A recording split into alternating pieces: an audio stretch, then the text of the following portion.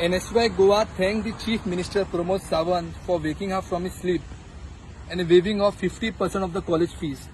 Here the Vishay law was of last academic year. In the month of August 2020, NSY Goa had demanded that college fees should be waived off.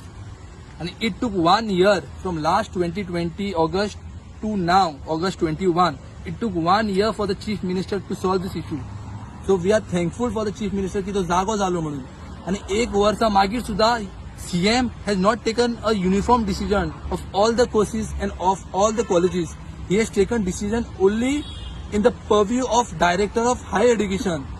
All the professional colleges like engineering, pharmacy, architecture, dental, medical, Ayurvedic, homeopathy, मागीर आसो hotel management, then polytechnic, diploma. All these courses comes under Director of Technical Education.